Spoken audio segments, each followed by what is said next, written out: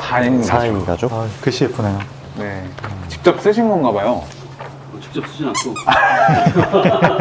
저희 프로그램 이름은 4인 가족이고 4명이서 가상의 한 가족이 되는 건데 우리가 신부들이기 때문에 4인 가족의 4개인 가족 이렇게 있습니다. 최재철 신부님이 아빠로 그리고 조홍기 신부님이 엄마로 그리고 김태현 신부님하고 그 다음에 이명택 신부님은 자녀로 자녀. 아들이요? 딸인지 아들인지는 그건 잘 모르겠어요. 알아서 해야 되나? 딸해. 크게는 1부, 2부로 나눠지는데 1부는 아침을 먹는 장면 그리고 아침을 먹으면서 이제 간단하게 웜업캐스트처럼 이제 좀 쉬운 그런 질문들을 던지면은 그 질문에 대해서 이제 답을 하는 그런 프로그램이고 그다음에 2부는 우리가 신부들이기 때문에 복음 나누기 7단계를 하면은 좀 너무 시간이 길어지기 때문에 7단계를 좀 줄여서 복음 나누기로 이렇게 하게 됩니다.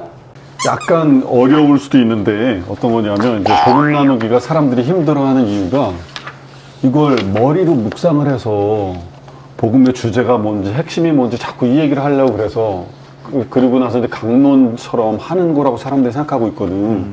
근데 원래 이제 소공동체 복음 나누기 7단계에서는 이게 머리로 묵상하고 이런 게 아니라 그냥 그날 내 마음에 와닿은 이유를 말하면 되는 거거든. 그러니까 이게 이제 복음의 주제나 뭐 핵심이나 이런 거랑 사실은 상관이 없는 거라서 그렇게 해야 되는 게 맞지 않을까 하는 생각이 드는데 어떡하지? 맞아요. 네. 그렇게 하면 되는 거야? 사실은 강론을 우리가 하잖아요. 그렇기 때문에 이제 자칫 또 이제 강론 형태로 바뀔 수가 있는데 그치. 이 연사 강력하게 이렇게 살아야 된다. 강론 형태로 우리가 다들 신부기 때문에 그러면 서로 강론하면 안 되고 짜증날 것 같아. 그러게요. 하여튼 그게 맞는 거지. 그럼 원래 소공동체 복음 나누기 7단계에서 하는 것처럼 자기의 어떤 삶을 그대로 좀 녹여서 이게 내 마음에 들어온 이유.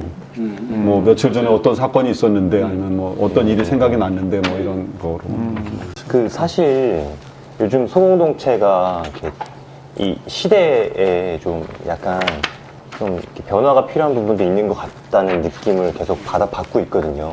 사실 소공동체 구역별로 이렇게 나눠 있는데 이제 아파트 살기 때문에 방을 개방하는 걸 굉장히 부담스러워해서 이렇게 좀 전환될 필요도 있지 않는가라는 어떤 필요성도 교회에서 이렇게 얘기가 계속 오고 갔다고 이야기를 들었고 저도 그렇게 생각하는데 저희 이 모임 자체가 가족들끼리 말씀을 맞들이는 좀 그런 느낌으로 좀 가면 좋지 않을까라는 생각을 했어요. 고정된 틀을 벗어나서 조금 뭐라 그럴까 좀 진짜 가족들끼리 앉아서 기도하고 이야기 나눌 수 있는 공간을 마련해주는 어떤 기회? 아니면 우리도 이렇게 하는 그런 느낌으로? 쑥스러워서 잘 될지 모르겠어.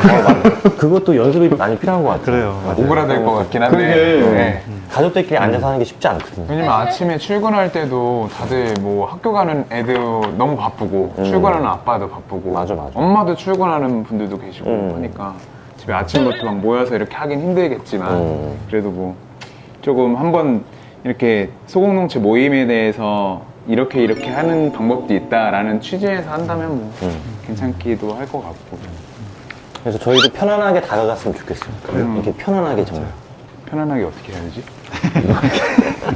쉽지 않은데. 아까 말했던 것처럼 진짜 이렇게 약간 이게 오그라든다니까. 쉽지는 않아도 좋을 것 같아요. 왜냐면 시도해볼만 하다. 시도해야 돼. 시도해야 할 것 좀 처음에는 가볍게 시도해야 될 것 같아. 저희끼리도 진짜 편해야 될 것 같은데. 이렇게 되게 편하게 진짜. 가족과 편하지 않구나. 아니 그런 느낌이 아니라 배우를 바꿔. 배우는 안 나가겠지. 편집되겠지. 근데 어쨌든 가정을 위한 가정에서 시작하는 기도는 좀 복음 나누기는 쉽지는 않을 것 같아. 우리는 지금 이렇게 시도는 하지만 맞아. 하여튼 뭐 좀 가벼운 것으로 시작을 하면 어떨까.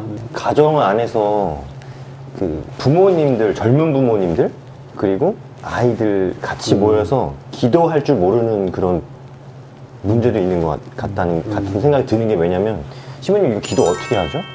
뭘 기도해야 되죠? 그러니까 기본적인 영경 기도 이런 거 기도서 펴놓고 같이 앉아서 묵주 기도하거나 자녀를 위한 기도, 부모의 기도 이것만 읽어도 좀 그것만 해도 신앙 공동체의 그렇지. 역할을 하고 있다고 생각하니까 복음 묵상도 되게 사실 어려워서 이런 거 좋은데 저는 오히려 거꾸로 네. 그냥 아침에 와갖고 야, 오늘 잘 잤어? 잘 잤어? 사랑 안에서 그냥 너에게 아침 인사를 하는 거 이런 것도 그냥 기도일 것 같아요. 주님의 기도, 성모성, 영광성을 했을 때 정말 좋은 기도고 그 안에 어떤 사랑의 풍요로움이 있긴 있는데 그거를 우리가 그 기도를 바치면서 얼마나 쉽게 느낄 수 있냐는 사실 조금 이렇게 별개의 얘기거든요. 그래서 그 예수님 분명히 기쁨을 표현하고 이렇게 우리의 어떤 삶의 풍요로움에, 풍성함에 대해서 그걸 많이 얘기하시는데 이거 위험하다. 너무 제가 그럴까요? 너무 진지해져서 갑자기. 아, 제가 진짜. 아니, 제가 하죠. 아, 네. 그러니까 주님에게도 바치는 것보다 주님에게도 이렇게 얘기하면 주님에게도가 안 좋은 기도라고 자꾸 들을까봐 좀 걱정되긴 하는데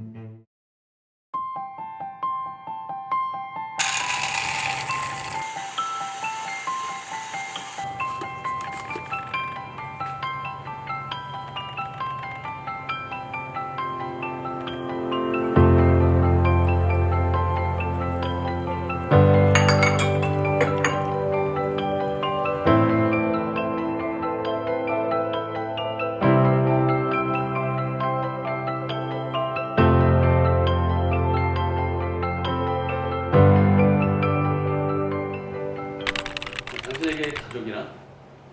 저한테 가족은 언제 가도 쉴 수 있게 해주는 쉼터 같다고 생각을 합니다. 추울 때는 따뜻하게 쉴 수 있고 더울 때는 또 시원하게 쉴 수도 있고 배고플 때는 먹을 것도 마구 먹을 수 있는 그런 쉼터라고 생각합니다. 고향 집 같다 그럴까? 돌아갈 곳이라고 생각이 들어요.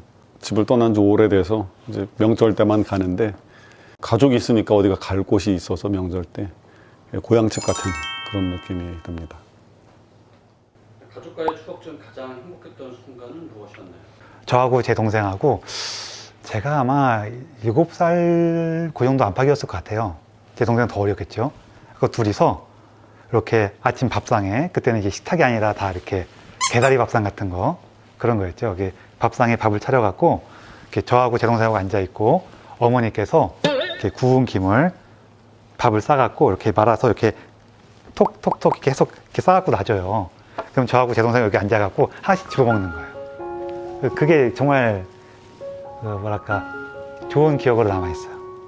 제가 사제 서품 받고 부모님과 이제 여행을 다니기 시작했어요.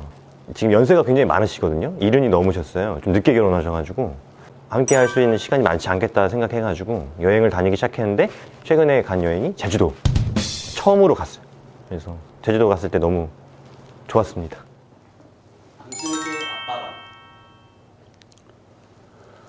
옛날에는 자기소개서 쓸 때 거의 정형화된 스타일이 있었어요. 조금은 엄한 아버지와 자상한 어머니 밑에서 살 때 맨날 그런 소리 많이 썼거든요. 근데 저는 아버지는 좀 자상했으면 좋겠어요. 약간 좀 허술했으면 좋겠어. 당신은 부모님에게 어떤 자녀입니까? 저는 위에 형이 있고 그리고 제가 있는데 그래서 남자만 있어서 좀그 닭가슴살처럼 이렇게 텁텁할 것 같은 느낌이기도 한데 저는 그 중에서 딸 같은 역할을 하는 딸 같은 아들이라고 생각을 합니다. 어머니가 어렸을 때 이제 주방에서 이렇게 있으면은 저는 항상 옆에 가가지고 같이 요리도 하고 이렇게 말도 막 계속 섞고 애교요? 만약에 과거로 돌아간다면 가족 안에서 무엇을 바꾸고 싶나요? 아, 제가 사춘기가 좀 심했어가지고 부모님 고등학교 졸업식 때 안 오셨어요. 제가 그때 막 집안에 있는 물건들을 막 던지고 부수고 막 제가 그랬어요. 의자도 던지고 막. 그때 화가 왜 이렇게 많았는지 모르겠어요. 지금 생각해보면 그때 참 그러지 말았어야 되는데 그때 사춘기를 참 곱게 잘 보냈어야 되는데 막 집에도 나갔다 가출 같은 것도 좀 해보고 막 그래가지고 그때를 좀 바꾸면 참 좋지 않았을까 싶어요. 이제 제가 오남일녀거든요. 그러니까 형이랑 누나가 뭐 고등학교, 중학교 이렇게 올라가고 저도 뭐 중학생 이렇게 되니까 이제 씀씀이가 점점 교육비로 많이 들어가게 되는 거예요. 그래서 쉽지 않아가지고 아버지가 많이 힘들어 하셨어요. 그것 때문에. 그리고 저도 중학교 들어가는 순간부터 왜 그랬는지는 모르지만 아버지가 많이 못 배우셨는데 아마 그래서 있을지도 모르고 중학교 들어가는 순간부터 거의 아버지랑 말 안 했어요. 모든 의사소통은 어머니를 통해서. 왜 그렇게 되는지 그 이후에도 계속 이제 아버지가 신학교 오셨어도 성소주일이나 이럴 때 오시고 그랬어도 말을 별로 안 했어요. 집에 제가 전화를 걸잖아요. 그러면 아버지가 전화를 받으셨을 때 딱 세 마디. 잘 지내냐? 예. 예, 그래. 용돈은 안 떨어졌냐? 예, 그럼 엄마 바꿔줄게. 아버지가 하시는 세 마디였어요. 근데 지금 만약에 과거로 돌아간다면 아버지와 좀 더 많은 시간을 가지고 싶어요. 막 후회되는 게 너무 많아요. 지금 어머니가 이제 연세가 많으시고 아주 건강이 안 좋으신데 그래도 아버지 돌아가신 이후에 어머니에게 제가 한 것들이 많이 있거든요. 근데 그걸 다 아버지한테는 단 한 번도 못해서 뭐 포옹도 못 해보고 포옹하면서 사랑한다는 말도 못 해보고 지금 이제 어머니랑은 그렇게 하는데 아버지랑은 그런 시간도 없었고 그렇게 말이나 이렇게 포옹하는 거나 이런 것도 한 번도 못 해봐서 너무 아쉬워서 만약에 과거로 돌아간다면 아버지랑 시간을 좀 가질 수 있는 그런 일을 해보고 싶어요.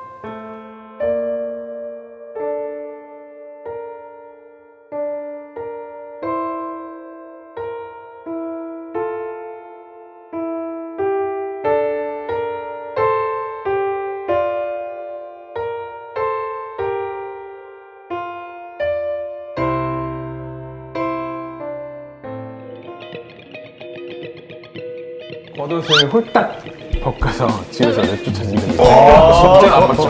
야, 지금 생각하면 진짜 너무 나빴어. 너무했다. 요즘 같으면 아동 학대 아니야 이거? 사실은 그렇죠. 부모니가 오늘 갑자기 심했다. 오늘 이거 잘못 말했다가는 걱정이 많이 되는데. 근데 그 이후에 네, 거짓말 안 하고 살았어요? 잠깐 좀 먹고요. 언제까지 했어요? 전 지금도 거짓말 가끔 해요. 어머니 잘 때 몰래 일어나서 지갑을 열었어요. 아니 종종 하는 일이지. 종종 하는 일이지. 다양하게 맞았는데 파리채로 맞고, 물고기로 맞고, 휴가손으로 맞고. 정리가 안 되고 있어 지금. 나쁜 사람은 아닌데 저렇게. 저도 어릴 때는 안 걸렸다고 생각을 했는데요. 나중에 보니까 그냥 봐주신 거더라고요. 그렇죠. 아버지 이발하게 돈 좀 주세요. 아버지가 너도 나처럼 머리가 빨리 자라는 거구나. 전 별거 다 해봤어요. 그러게 이 방송 위험할 것 같네.